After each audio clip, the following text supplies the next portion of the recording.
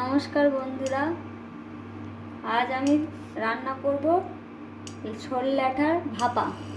এর জন্য লাগছে শোল ল্যাঠা মাছ, আর মশলার মধ্যে লাগছে নুন, হলুদ, জিরে গুঁড়ো, লঙ্কার গুঁড়ো, কাশ্মীরি লঙ্কা, কাঁচা লঙ্কা, টমেটো, ধনিয়া পাতা, গোটা জিরে, শুকনো লঙ্কা, তেজপাতা, পেঁয়াজ, আদা রসুনের পেস্ট। এবার আমরা একটা আলাদা পাত্র নিয়ে নেব, নিয়ে শোল ল্যাঠাগুলো নিয়ে নেব। শোল মাছ, ল্যাঠা মাছ, এগুলো এটা শোল মাছ, এটা শোল মাছ, এইগুলো ল্যাঠা মাছ। এবার আমরা এই শোল মাছ, ল্যাঠা মাছগুলো নিয়ে এর সাথে সব মশলা মাখিয়ে নেব। লবণ, হলুদ, জিরে গুঁড়ো, গুঁড়ো লঙ্কা, কাশ্মীরি লঙ্কা সব মাখিয়ে নেব একসাথে সর্ষের তেল দিয়ে ভালো করে।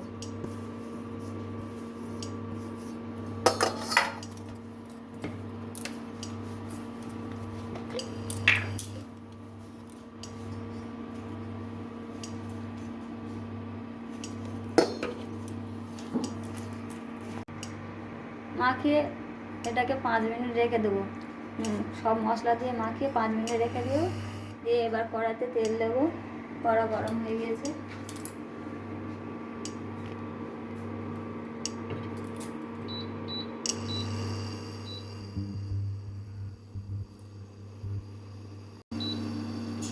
কড়াইয়ে তেল গরম হয়ে গিয়েছে। এবার গোটা জিরে দিয়ে দেবো, তেজপাতা, শুকনো লঙ্কা ফাটিয়ে দিয়ে দেবো।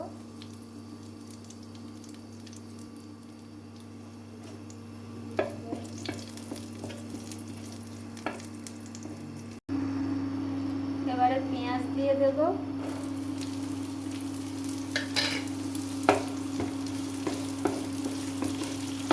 পেঁয়াজটা লাল লাল হয়ে এলে তারপর আদা রসুনের পেস্ট দিয়ে দেবো।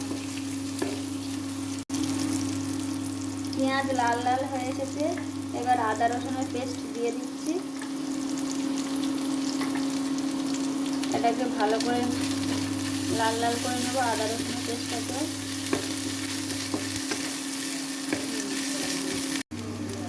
এবার টমেটো দেবো।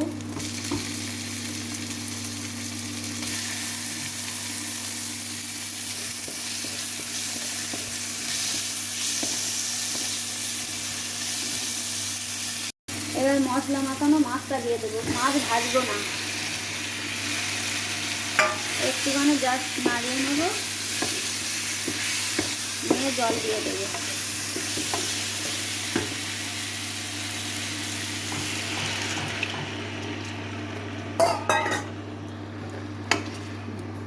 এবার কাঁচা লঙ্কা, ধনেপাতা দিয়ে 15 মিনিট পরে নামিয়ে নেব। ঢাকা দিয়ে দিচ্ছি। বন্ধুরা 15 মিনিট হয়ে গিয়েছে, আমি নামিয়ে নিচ্ছি। দেখুন বন্ধুরা 15 মিনিট হয়ে গিয়েছে, আমি ঢাকনা খুলে নিচ্ছি। আমার শোল ল্যাঠার ভাপা অলরেডি হয়ে গিয়েছে। এবারে আমি গ্যাস অফ করে দেব।